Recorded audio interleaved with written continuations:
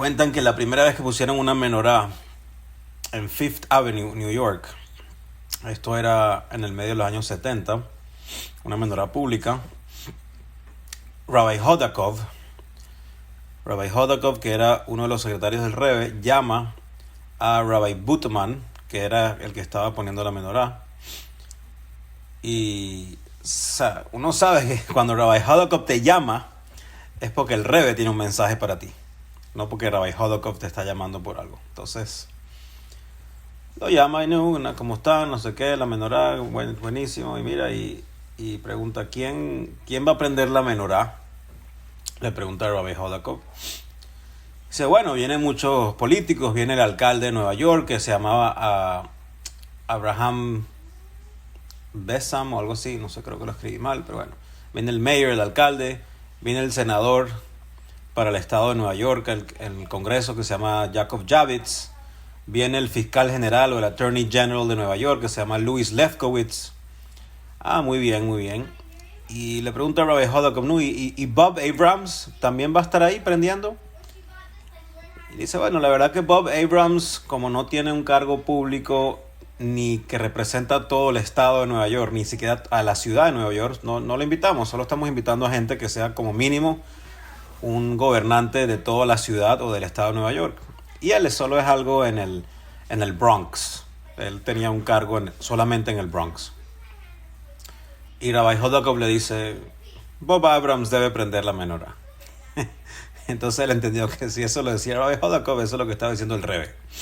Entonces, ok, llamaron a Bob Abrams, lo invitaron para que también venga, etc. Y todos prendiendo la menorá, todos prendió, todo el mundo, todo chévere y todo tranquilo. Unos años después, en 1979, Bob Abrams se lanzó para ser Attorney General de New York, para ser el fiscal general de New York, y ganó. Y volvió a venir a prender las velas ese año, pero ahora como el Attorney General de New York. Y prendió las velas y todo chévere. Ese mismo año que ganó Bob Abrams, que ya había prendido las velas, el Rebbe le escribieron varias cartas, varios judíos que estaban molestos con esto de estar haciendo incendios de menorá público, que eso no es correcto. Hizo que la frase que le usaron es que eso no es un appropriate separation of church and state. No es una separación apropiada entre lo que llaman church and state, ¿no? Que no puedes mezclar religión con gobierno. Y el Rebbe le respondió en las cartas a esta gente, mira, señores, si el Attorney General del estado de Nueva York, el fiscal general, que tiene su trabajo es velar por la ley del estado de Nueva York, él mismo prendió la menorá públicamente en Fifth Avenue, ¿cómo vas a decir que eso no es una separación apropiada de Church and State?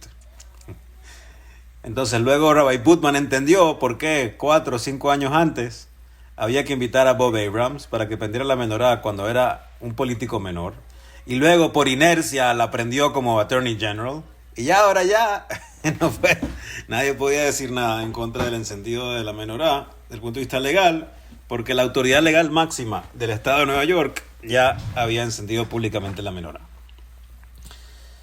So, we'll see how this is related a Hanukkah, más allá de que obviamente es una historia de Hanukkah, pero cómo aplica a lo que vamos a tratar de entender hoy.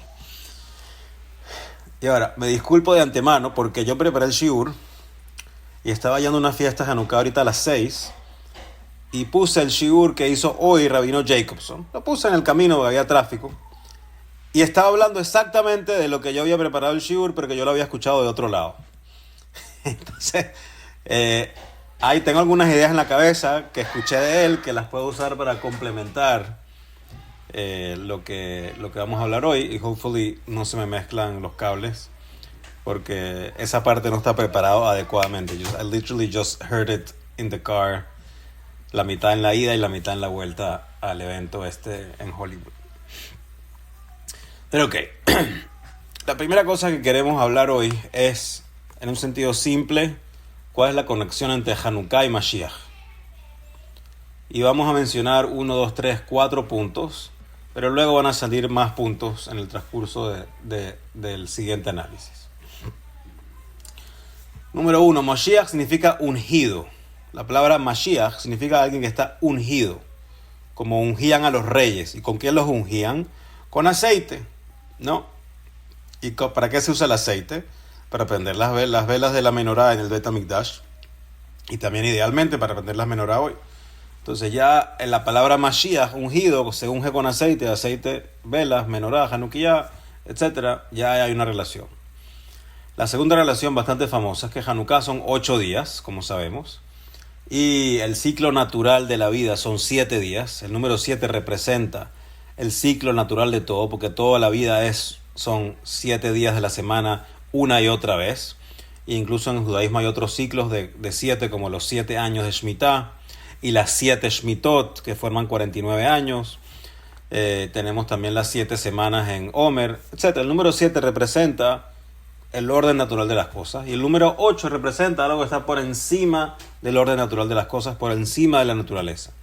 Mashiach está altamente conectado con el número 8, porque Mashiach va a traer un nuevo orden, una nueva naturaleza cuando llegue Mashiach. Entonces, por ende, hay una conexión fuerte entre Mashiach, número que está representado por el número 8, y Hanukkah, que tiene 8 días. También hay una relación ahí con el Brit Milá, que es a los 8 días, pero we're not going to get into that now. So that's otra relación. Una relación más, number 3, es que el aceite, el shemen, tiene otra conexión con Mashiach. Porque sabemos que cuando Mashiach llegue, Él nos va a enseñar los secretos de la Torah. Eso es lo que dice Torah Hadash Amititaitse, nos va a venir a enseñar los secretos de la Torah, que es parte de la parte interna de la Torah o de Primiuta Torah. Y la parte interna de la Torah está dividida en dos partes. O sea, la parte interna, o digamos, la parte externa de la parte interna y la parte interna de la parte interna. O sea, la parte interna de la Torah está subdividida en dos partes. Y está representada en esas dos partes por dos líquidos.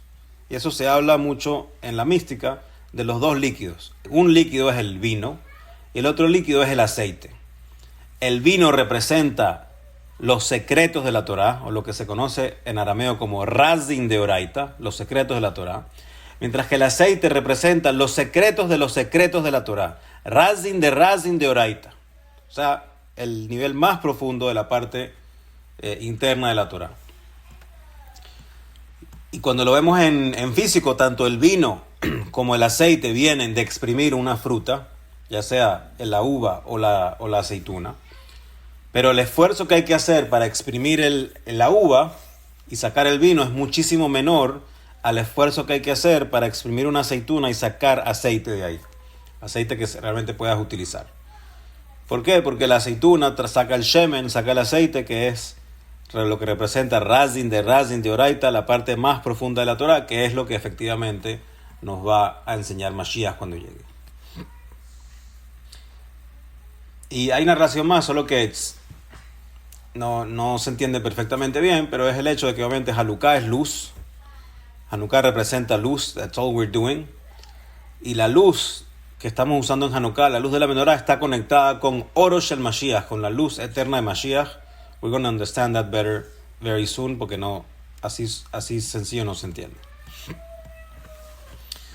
Ahora, I have a question. Yo creo que esta pregunta la hice algún año anterior, pero it's a very good question.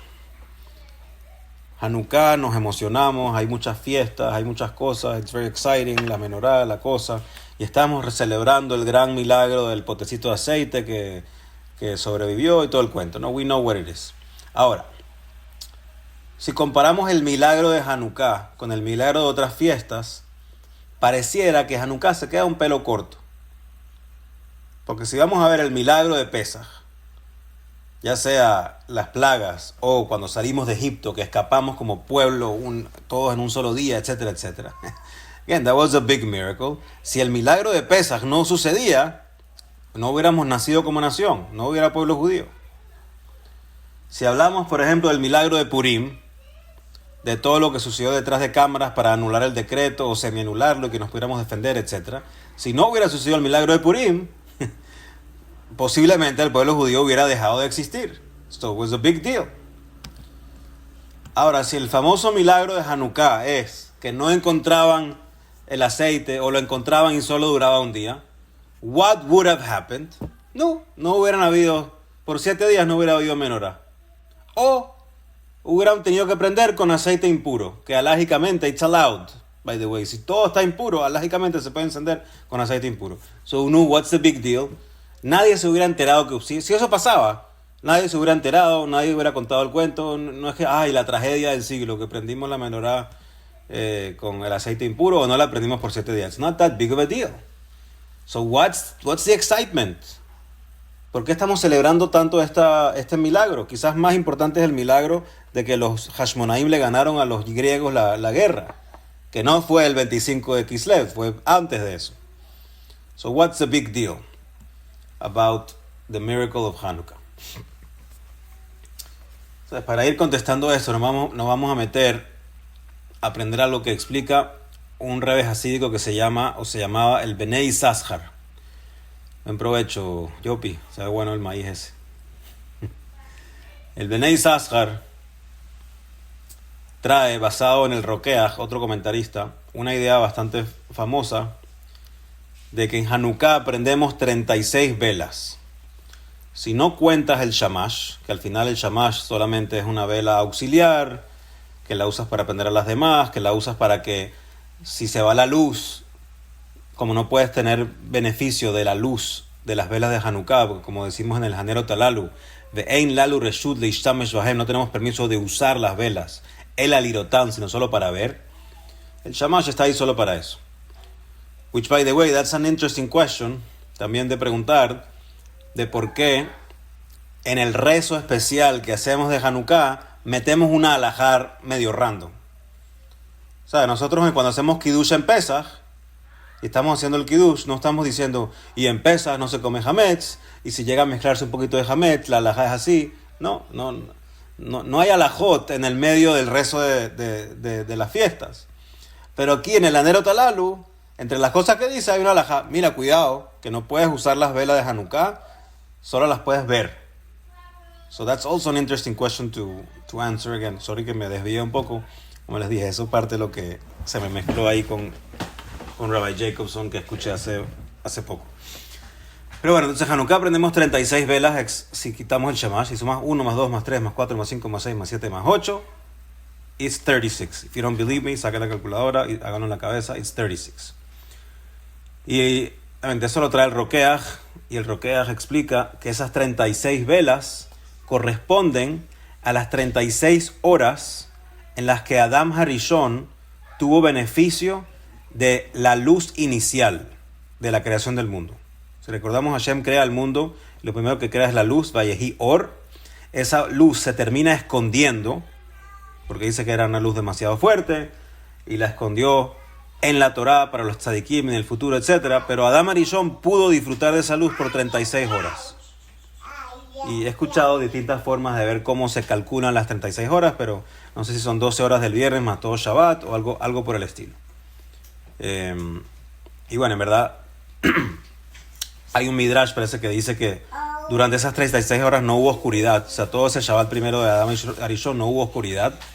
Y cuando se acabó Shabbat es que llegó la oscuridad y Adam Harishon tuvo que agarrar unos flintstones, unas piedras, y hacer fuego. Y ahí fue cuando se dijo por primera vez la braja de Boré Meorea Esh, que la decimos todos los Motzei Shabbat, como cuando creando la luz de vuelta en esa oscuridad. Pero bueno, entonces la luz, las 36 velas de Hanukkah se corresponden a las 36 horas que Adam Harishon pudo ver, pudo disfrutar, utilizar el Or Harishon, la primera luz, o el Or HaGanuz, la luz que luego se escondió de Ganuz, y que le permitía ver de un lado del mundo al otro. Explica. Que Adam Harishon podía ver, whatever that means.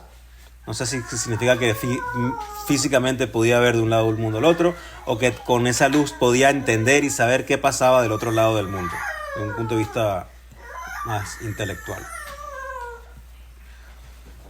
Ahora, interesante que en Bereshit, cuando se habla de la creación de la luz, dice Vayomer Elohim Yehior, y Hashem dijo que se haga la luz, Vayehior, y la luz se hizo, Vayar Elohim Etaor Kitov, y Dios vio que la luz era buena, etc. Y explica el Benei Yisachar que la palabra Tov, ¿no? Vayar Elohim Etaor Kitov, y Dios vio que la luz era buena, en esa tet de la palabra Tov hay 4 coronas. 4 coronas, ¿no? Cuando uno sube la Torah y ve la Torah escrita, ve que las letras tienen como unas coronitas dibujadas arriba. No todas tienen coronas, algunas tienen una, otras dos, otras tres, otras 0, otras 4, etc. La tet de Tov, de cuando Hashem crea la luz, tiene 4 coronas. Y el valor del tet es 9. Y 9 por 4 es 36. ¿No? Entonces, otra vez, aquí está, en el momento que se crea la luz, hay una alusión a las 36 horas que esa luz estuvo disfrutada por Adán y a las 36 velas de Hanukkah. Ya desde el principio, desde la creación de la luz, en Bereshit hay una alusión a Hanukkah. Y entonces, it's not very hard to know where this is going, a dónde está yendo el Bnei Yisachar. Y esto también, en todo esto basado en el Rokeach, de que las velas de Hanukkah son un glimpse, son un vistazo al Or Rishon, a la luz original, al Or Haganuz, a la luz que terminó siendo escondida después del primer Shabbat. We have a glimpse of it, podemos tener un vistazo de esa luz a través de las velas de Hanukkah. Que las velas de Hanukkah la prendiste con un fósforo que está en tu casa y que lo usas a cada rato y no ves nada especial, o con un yesquero o lo que sea, fine. Pero la luz de esas velitas que prendes en la casa, esas 36 velas que prendemos durante Hanukkah, es un glimpse, es un vistazo del Or Haganuz, del Or Arishon, de esa primera luz de la creación del mundo. As a side note, interesante, sabemos que la menorá está conectado con lo que es la sabiduría de la Torah. How do we know this? Porque la Gemara, y no noté en dónde, pero no me acuerdo en dónde, pero la Gemara habla de esto, de que, obviamente, cuando uno reza apuntando hacia el este, ¿no? Apuntando hacia el este porque estamos apuntando hacia el Bet HaMikdash. Pero dice que puedes rezar apuntando hacia el este, pero si te inclinas un pelín hacia el sur, o sea, estoy hacia el este, pero un pelín hacia el sur, estás apuntando no solo al Bet HaMikdash, sino específicamente a donde estaba la menorá. Dice, si cuando tú rezas te inclinas un poquito hacia el sur, que es donde estaba físicamente la menorá, en la parte sur del Bet HaMikdash, puedes obtener sabiduría de la Torah, iluminación intelectual de sabiduría de la Torah. Y si te inclinas un pelín hacia el norte, again, you're still facing east, pero un poquito hacia el norte, apuntando hacia donde estaba el shulchan, donde estaba la mesa en el Kodesh que tenía los panes. Eso es una forma de obtener parnasá. Entonces, bueno, si estás viendo gente rezando un poquito torcidos para un lado o para el otro, ya puedes saber si están buscando Torah o están buscando billete. Which is nothing bad with either one. Or you can be in the middle and it's all good. Pero bueno, la Gemara dice eso. Entonces vemos que la menorá del templo está conectada con sabiduría de la Torah, etc. Which is interesting again. ¿Por qué? Porque dice que ¿dónde se escondió el Or Haganuz? ¿Dónde se escondió esta luz inicial? Dice que Hashem la escondió en la Torah. En la Torah, que igual está representada por las velas de la menorá, que aparte de las velas de la menorá es un vistazo al Or Haganuz. O sea, it all comes full circle de lo que está pasando con las velas de la menorá. Y de alguna forma entonces tenemos acceso a esta luz, de alguna forma más accesible, valga la redundancia, durante estos 8 días de Hanukkah, ¿no? Hoy la tercera noche, we still have plenty of time, plenty of parties y sufganiyot y latkes para ponernos a disfrutar de las velas. Y el Bnei Yisachar dice, por eso la fiesta se llama Hanukkah. Y bien, hay muchas razones por qué la fiesta se llama Hanukkah. La famosa es Hanu Kaf Hei, una de ellas, que descansaron Hanu en el 25, en Kaf Hei, Kaf es 20, Hei es 5, que descansaron el 25 de Kislev después de la guerra, los Hashmonaim. O también Hanukkah de Hanukat HaMizbeach, de la reinauguración del templo, que después de toda esta destrucción que hicieron los griegos adentro, pudieron reinaugurar el templo, no solamente prendiendo la menorá, pero también trayendo sacrificios, etc. Entonces Hanukkah de Hanukat HaMizbeach, esas son dos de las varias razones famosas que hay. Pero el Bnei Yisachar trae otra razón completamente distinta y bastante revolucionaria, diría yo. Dice, Hanukkah también viene de Jinuj. Jinuj, que la forma tradicional de traducir Jinuj es educación. pero también lo podemos llamar como entrenamiento. Dice, Hanukkah se llama así porque es la fiesta en donde estamos entrenándonos para prepararnos y acostumbrarnos a la luz que vamos a acceder a diario con la llegada de Mashiach.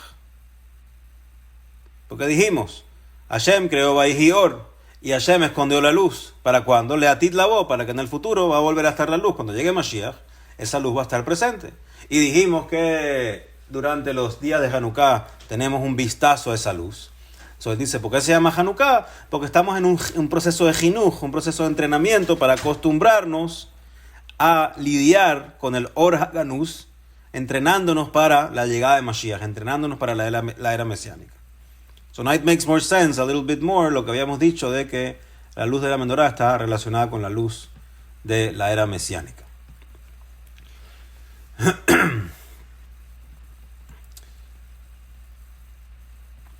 Además, nuevamente, esta luz la primera vez que se presentó esta luz fue en Hanukkah, con los griegos, posterior al problema con los griegos. Y de ahí en adelante se siguió presentando año a año durante la fiesta de Hanukkah.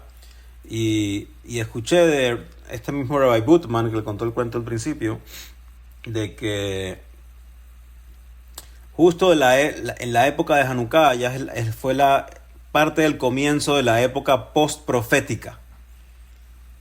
Ya no habían profetas en la era de Hanukkah. No sé exacto cuándo pararon, un poquito antes. Pero en la era de Hanukkah ya no habían profetas. Entonces dice, mira, Adam Arishon tenía esta luz y él podía saber lo que pasaba en cualquier parte del mundo. Porque podía ver cualquier parte del mundo. Los profetas que estaban también podían de alguna forma saber lo que pasaba en cualquier parte del mundo. A través de profecía. Como el famoso cuento de Shaul cuando era un joven y se le perdieron los burros del papá y fue donde Shmuel a Naví y Shmuel le dijo, mira, los burros están allá. Y él podía ver dónde estaban los burros. Los profetas podían también ver en cualquier lado del mundo. Entonces se acaban los profetas y dice, bueno, ¿cómo contrarrestamos este vacío que hay ahora de que no hay profetas? Lo vamos a contrarrestar teniendo 8 días anuales de entrenamiento de el Or HaGanuz que nos permite ver en cualquier parte del mundo, ¿no? Entonces, así como los reservistas en Israel, no sé si de todos los años, pero asumo que tienen unos reentrenamientos para mantenerse al día, ¿no? Por si acaso los tienen que llamar a los reservistas. Nosotros también recibimos un entrenamiento anual, no solamente en comer muchos donuts y latkes y frituras y sin que nos dé acidez, sino también en lidiar con el Or HaGanuz.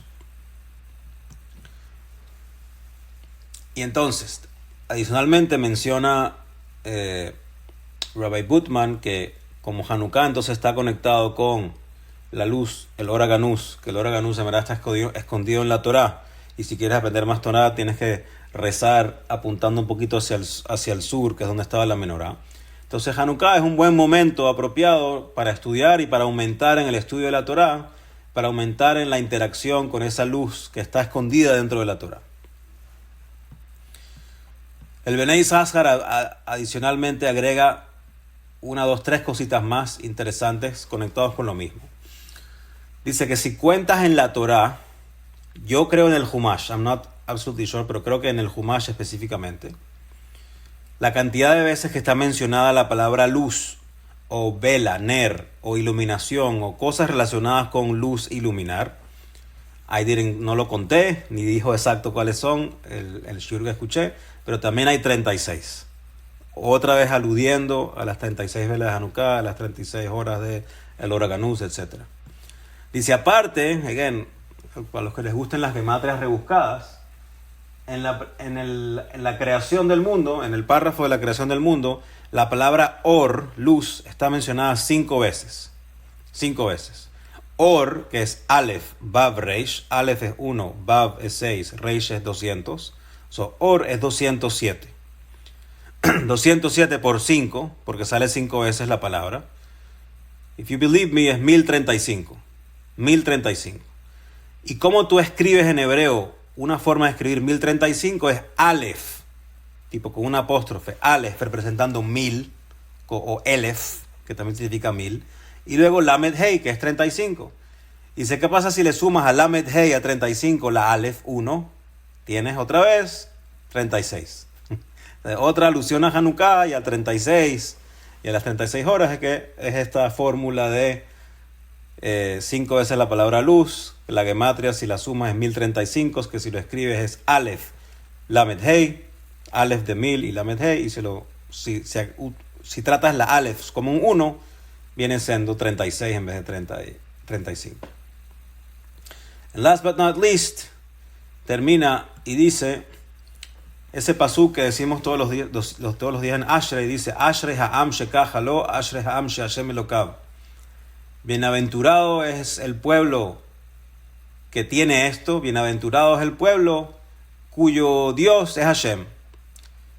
Y dice, si lees la primera parte del pasuk, Ashrei ha'am shekach lo, bienaventurado es el pueblo que tiene esto.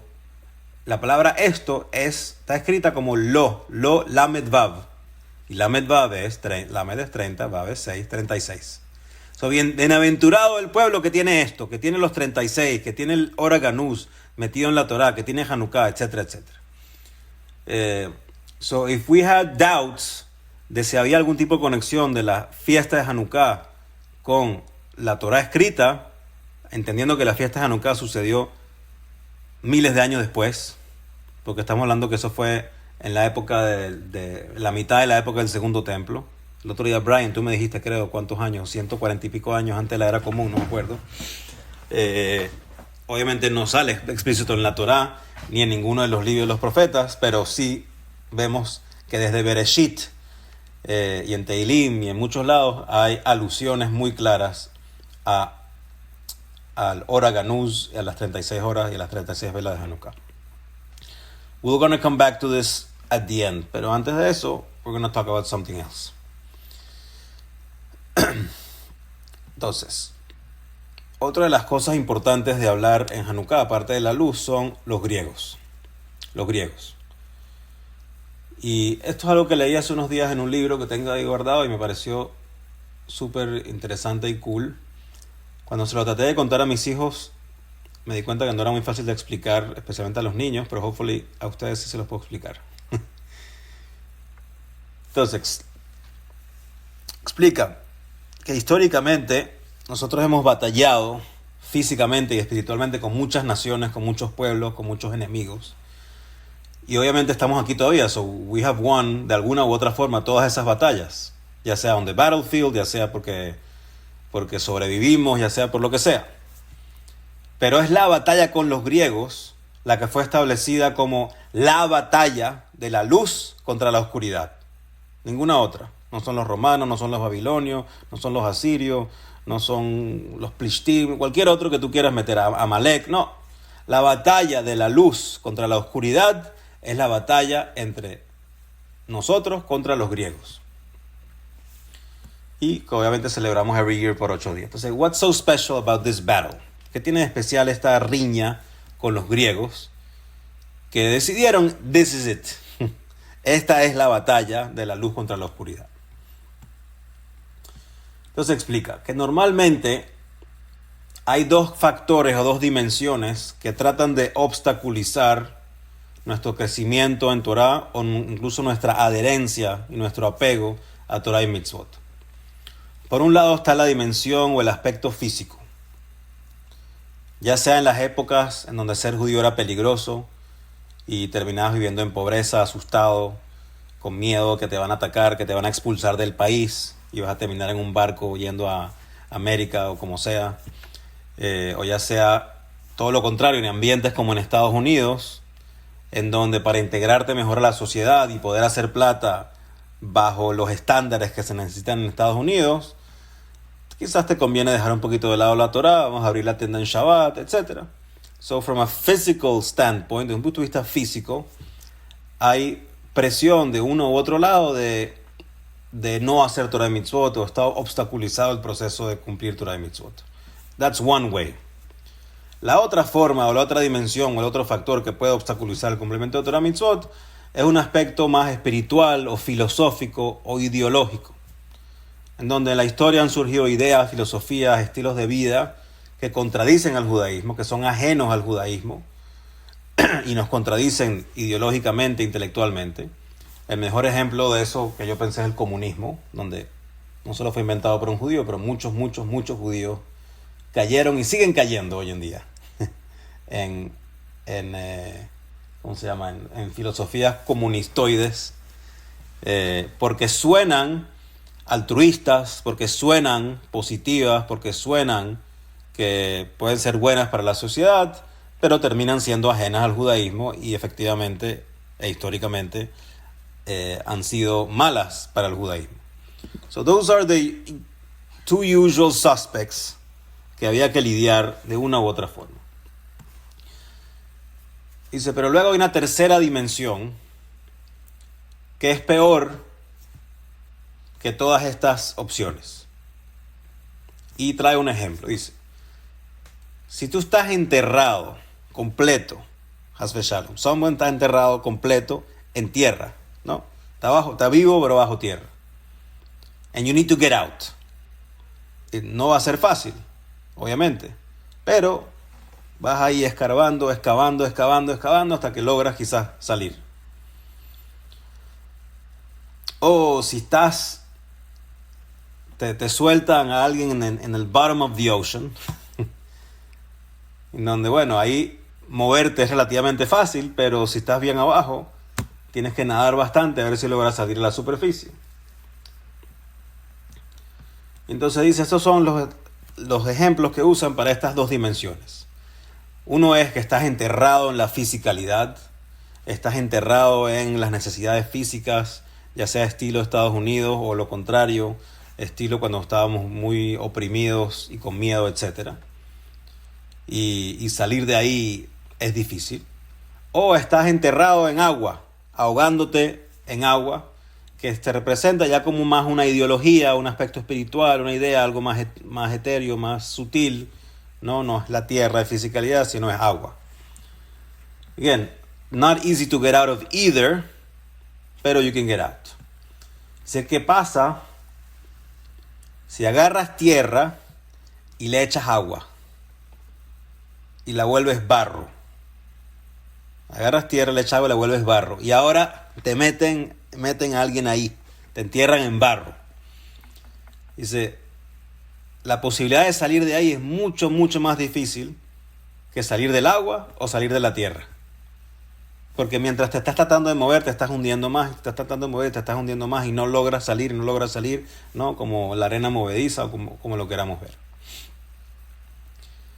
Dice, los griegos, con sus ideas de helenización, por un lado exaltaban el cuerpo del ser humano, exaltaban lo físico, ¿no? Inventan las olimpiadas y el hombre es el centro del universo, ¿no? Todo este tema.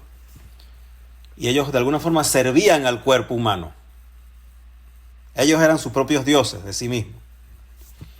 Pero a la misma vez tenían todo un desarrollo filosófico, ideológico, para soportar el hecho de que el hombre es el centro del universo.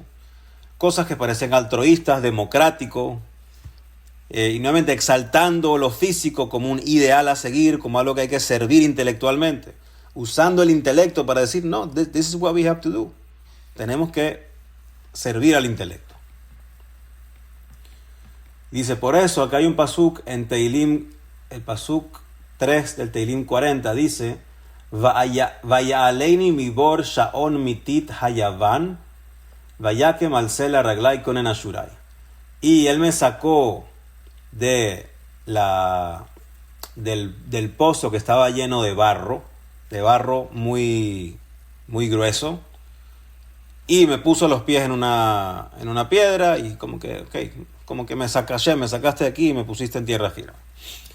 Dice, ¿qué dice Rashi acerca de el barro muy, ¿cómo se llama? Muy grueso? Dice, mitit hayavan. Dice, hayavan es una expresión de barro. Ahora, ¿cómo se dice griego en hebreo? Alguien que quite el mute.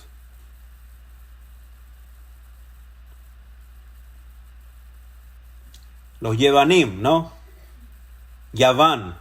Los Yevanim son los griegos. Yavan es Grecia. Literalmente la palabra Grecia significa barro. La palabra Grecia significa barro, que como dijimos es esta mezcla de worshiping la fisicalidad con ideas e ideologías intelectuales, mezclando tierra con agua. Para de esa forma es mucho más difícil el obstáculo que le está poniendo frente al judaísmo. Porque you can have physical problems y somehow quizás un día te inspiras y bueno, voy a cumplir Torah de mitzvot. O you can have ideological problems también. Pero cuando mezclas las dos cosas, cada vez que trates de tener una idea, la ideología, no, chamo, cálmate, mi pana. Eso no es así. Eso no tiene lógica. Hay que servir al ser humano, hay que servir al intelecto. O como Geller siempre dice, no, Salo, la cultura occidental, todo eso viene de los griegos. Todo eso viene de los griegos. Entonces, literalmente, Grecia significa barro, arena movediza. Y más impresionante que eso me pareció es la palabra Yaván. Si se la imaginan, es una Yud con una Vav con una Nun Sofit. Una Yud, si tú extiendes una Yud hacia abajo, ¿qué tienes? Literalmente tienes una Vav. Y si tú extiendes una Vav hacia abajo, literalmente tienes una Nun Sofit. Entonces te puedes imaginar que la palabra Yaván escrita es como un hombre que se está hundiendo. Está hundido un poquito y se hunde un poco más en la Vav y se hunde un poco más en la Nun y así va para abajo. So that's what it represents. Y entonces los griegos lo que decían, ¿tú quieres estudiar Torah? Estudia Torah. El hombre es intelectual, hay que aprender. Pero estudia Torah porque es un ejercicio intelectual. No porque hay un Dios que te dio la Torah, eso no tiene lógica. Estudia para aprender, para enaltecer el conocimiento, para hacer culto, bla, bla. You can do that. Pero no para lo otro. Entonces, entonces esto no lo voy a hacer porque esto no tiene mucho sentido. Este libro aquí no me aporta a mi intelecto. Que voy otra vez a estudiar la misma parashá que estudié que ya últimos 40 años, la voy a volver a estudiar, ¿cómo eso agrega a mi intelecto? Hay que estudiar algo nuevo, hay que estudiar algo más profundo. Again, so you see how this theory puede ser usada para embarrar todo. No embarrar, sino literalmente oscurecer todo. Porque si le quitas la divinidad a la Torah, then it's something very dark.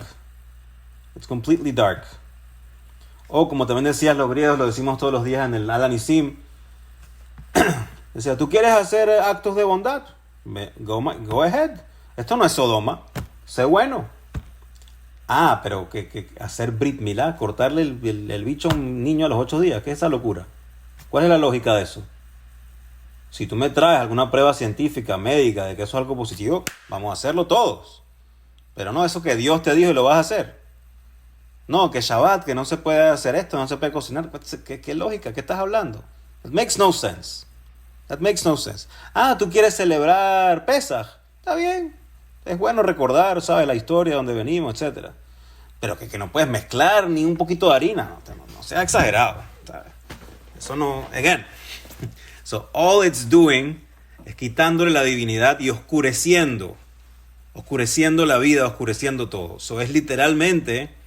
es la guerra entre la luz y la oscuridad y es el enemigo que le tenemos bastante miedo hasta el punto que fue el que establecimos como esta fiesta de 8 días por el riesgo que tiene el barro, por el riesgo que tiene usar el raciocinio, el razonamiento, el intelecto, la cultura en contra del judaísmo, en contra de la divinidad.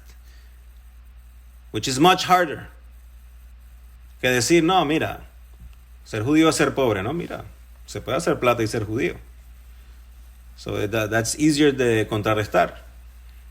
Pero la combinación de las dos cosas es very, very hard. Entonces esta es la eterna enseñanza de Hanukkah.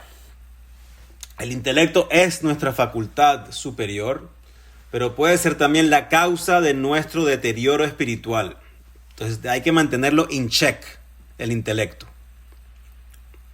¿Cómo lo mantienes in check al intelecto? La idea no es obviamente no usarlo. That's nonsense.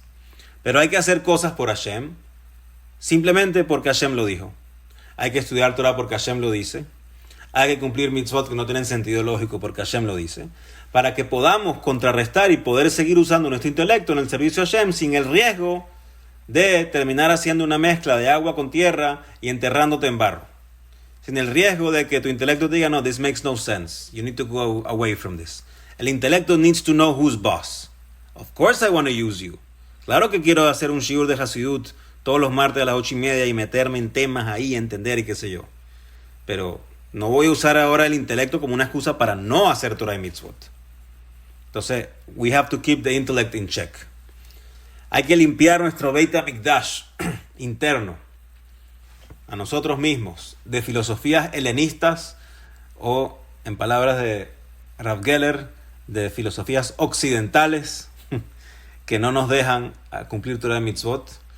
Y hay que buscar esa lucecita, ese tarrito de aceite que todavía tenemos adentro para prenderlo, para make it bigger e iluminar toda la oscuridad que podamos.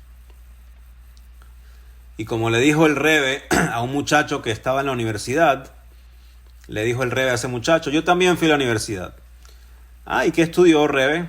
Yo estudié ingeniería eléctrica, pero en verdad prefiero iluminar las almas de otros judíos, más que usar la electricidad. Ahora, del rabino Jacobson escuché la siguiente historia que me parece que lleva todavía a otro nivel esta idea del Or HaGanuz, de esta luz escondida que tenemos acceso a ella durante estos días para contrarrestar la oscuridad de los griegos, para contrarrestar y no trancarnos en el barro, etc. Dice que, yo no conozco esto, quizás ustedes lo conocen, al parecer hay un museo para ciegos, o un museo de ciegos en Tel Aviv, donde tú entras ahí y puedes tener una experiencia de, 1 hora, 2 horas, no sé cuánto tiempo, de qué significa vivir como ciego. Y tienes que usar todos tus... bueno, tú has ido, so Brian, maybe you'll compliment, porque yo no he ido, pero escuché esta historia, ¿no? Entonces, bueno, estás ahí y todo está oscuro, asumo, y tienes que estar usando tus otros sentidos, el tacto, el olfato, la audición, no sé si el gusto, no sé si estás saboreando cosas para saber dónde estás, para moverte y ir pasando stages and going through the museum, hasta el punto que incluso entiendo que hay como un mercado y tienes que hacer mercado a ciegas, tocando, bueno, esto es una banana, vamos a olerla, ¿será que está buena? ¿Será que está mala? ¿No? Y tienes que hacer mercado, te hacen almorzar o cenar, no sé, o comer a ciegas, de la misma forma. Entonces, bueno, esta señora está contándole a Rabino Jacobson que ella fue a este museo y que obviamente hay un guía con ellos, ¿no? Para que no te pase nada. Y que obviamente ella interactuó bastante con el guía y me pareció súper interesante que el guía era ciego. No, el guía del Museo de los Ciegos obviamente era ciego y hablaba, entonces, no sé qué hacer aquí, pero bueno, usa tus otros sentidos, trata de desarrollar tu olfato, trata de desarrollar tu audición. Bueno, él los iba guiando y bueno, tuvo una relación muy chévere con él. Pero ya cuando llegó a la hora de la comida, la señora internet ya estaba muy angustiada, como ya no puedo ser, ¿cómo vive la gente así? Ya tengo 1 hora así, no aguanto más. Pensaba ella no le dijo nada a nadie.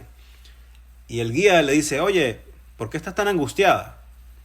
Dice, ¿cómo que estoy angustiada? ¿Tú qué sabes? Yo no te he dicho nada. ¿Cómo sabes que estoy angustiada? Y bueno, sabes, I can feel it. I can feel it. No te puedo ver, pero I can feel it. En tu respiración, en tu todo, I can feel it. Y él dice, wow, qué increíble. Como, how can you feel it? Y bueno, sabes, cuando uno es ciego, uno tiene que realmente fortalecer mucho sus otros sentidos y empiezas a ver cosas que no verías si no fuera ciego. Wow, qué increíble. Entonces, bueno, siguen hablando y la verdad que lo disfruta. Y bueno, se acaba el museo. And they turn on the light. Oh, let there be light. Y por primera vez en 1 o 2 horas, o no sé cuánto dura el museo, la señora ve al guía. Y apenas lo ve, le dan náuseas. Porque el pobre señor, aparte de ser ciego, tenía montones de deformaciones en la cara. O sea, it was something very unpleasant to see. Y a la señora le dio náuseas. Y después que le dieron náuseas, se sintió muy mal. Porque dije, hasta hace 1 minuto, yo tenía una admiración gigante por este señor. I loved him, I enjoyed his company. Y de repente me prenden la luz y me da asco y me dan ganas de vomitar y no sé qué. Dice, ¿cómo puede ser que con los ojos abiertos no vemos? Y con los ojos cerrados sí vemos, ¿no? Con los ojos abiertos, ¿qué es lo que ves del pobre señor? Un tipo deformado ahí, hasta el tipo, aléjate de ahí, no vale nada. Con los ojos cerrados, she could really get to know him. She could see the value that he had, much more de con los ojos abiertos. Entonces, dice Roy Jacobson que esta historia, que alguna vez le contó esta señora, le ayudó a entender también él el hype de Hanukkah. Why is it so important? Y también el hype de, ok, el Hora Ganús, ok, está bien, el Hora Ganús, todo el mundo habla que podemos verlo en Hanukkah, who cares? Y bueno, what do you mean who cares? El Hora Ganús te puede dar el chance, if you can get enough of it durante Hanukkah, de poder ver las cosas por lo que realmente son y no quedarte con lo externo y la primera impresión que tienes. Como la experiencia de esta señora en el museo, you can really see things for what they are. Y no estamos hablando simplemente de alguien feo y que tienes que verlo por lo bonito que es. Puede ser una situación fea, puede ser anything in life, que la primera impresión no es necesariamente la realidad. You're not seeing it for the value it might have behind it. Y quizás dice eso por él también. Eso cuando uno quiere ver algo que está lejos, uno diría, bueno, si quieres ver algo que está lejos, deberías abrir los ojos así. Uy, déjame ver lo que hay allá lejos. Pero uno no hace eso. Cuando quieres ver algo que está lejos, uno hace así. Cierras los ojos así, casi que más que un chinito, ¿no? Y dice, what are you doing? Si quieres ver más lejos, abre más los ojos. Dice, no, porque no me quiero distraer con lo que tengo enfrente. Quiero poderme concentrar en lo que está lejos. Entonces cerramos más los ojos para ver más lejos porque nos dejamos de distraer con lo que está más cerca. And that's connected as well con la historia que contamos al principio del Rebbe, que podía ver que Bob Abrams tenía que prender la menorá cuando no era alguien importante, para que cuando ya fuera Attorney General, ya estuviera, digamos, la prendería y tuviera excusas para que eso no es un problema de separación de Church and State, etc. O como la historia famosa, Just to End. Again, yo creo que conté esta historia alguna vez, I'm not sure, pero una pareja que estuvo casada más de 10 años, no tuvo hijos, y estuvieron consultando y al final, con mucha tristeza, decidieron de que se van a divorciar. Porque lógicamente you're allowed y bueno, mira, I need to have kids. Y los dos estaban muy muy tristes, pero bueno, se divorciaron. 2 meses después de divorciarse, la señora tiene una barriguita. Mazel tov. 10 años que no puedes tener hijos, te divorciaste. No, la habías dejado embarazada. ¿Qué? No. No. El tipo está que se pone a llorar. ¿Pero qué te pasa? Dice, I'm a Cohen. Soy un Cohen. No me puedo volver a casar con mi esposa. Porque no me puedo casar con una divorciada. Ay, ve, no puede ser. Iba rabino, otro rabino. Mira que si me puedo volver a casar con mi esposa que está embarazada. No puedo, es Cohen, no puede hacer nada. Y bueno, ya cabizbajo, ya no sabe qué hacer. Y uno le dice, ¿por qué no vas a hablar con el Rebbe de Lubavitch? Maybe he can help you. Whatever. Bueno, vamos, un rabino más que me va a decir que no, que soy Cohen, que no me puedo casar de vuelta. Bueno. Entonces va a hablar con el Rebbe. Y el Rebbe le dice, yo creo que deberías consultarlo con tu mamá. ¿What? Sí, consúltalo con tu mamá. Entonces, o sea, él sale de ahí como que con mi mamá, ¿qué le pasa? ¿Qué voy a yo ahora a estresar a mi mamá, la pobre? Pues me divorcié, ahora que no me puedo volver a casar.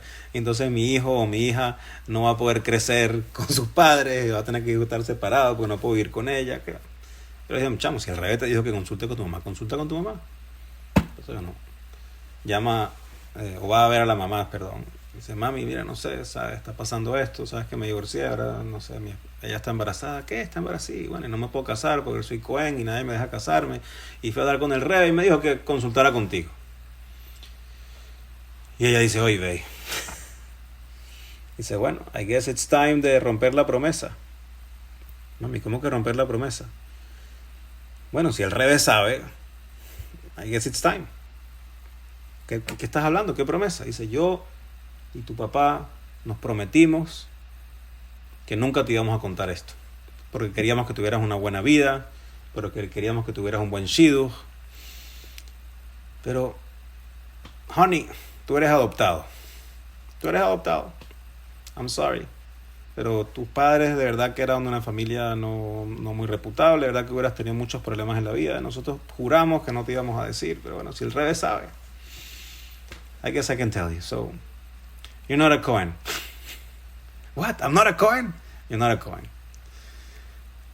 Entonces, una vez Rabbi Binyamin Klein, otro de los secretarios del Rebbe, el rabino Jacobson le preguntó, ¿cómo el Rebbe sabe estas cosas? Dice, hay gente que puede ver. Some people can see. Hay gente que, mire, el Rebbe, he has access to Ora Ganuz. He can see. This guy not a Cohen. Pero he understood, ¿no? Si no eres Cohen, habla con tu mami. Go solve your issue with your mommy. That's going to be easier que yo decirte que no eres Cohen. Entonces, bueno, Jaime Lejaim, tenemos que buscar fortalecer nuestro estudio de Torah donde está el Ora Ganuz durante los días de Hanukkah, que nos dan un vistazo al Ora Ganuz con las 36 velitas, para aprovecharlo más y más y más, para poder ver las cosas por lo que son, para poder apreciar really what's real en cada situación, para poder contrarrestar a los griegos que quieren oscurecer nuestra vida, oscurecer la divinidad, vaciar la Torah y las mitzvot de divinidad y que solo nos fijemos en lo externo.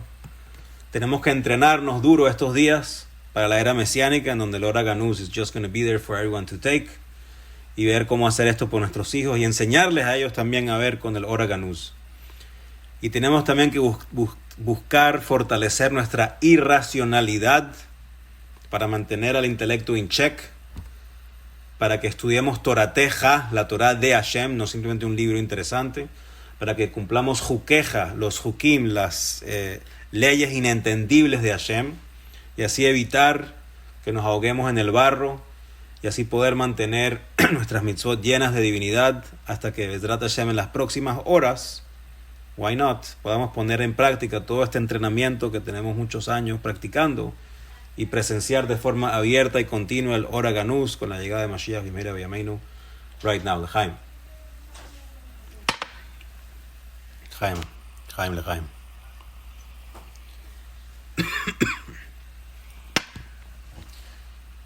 Es bueno.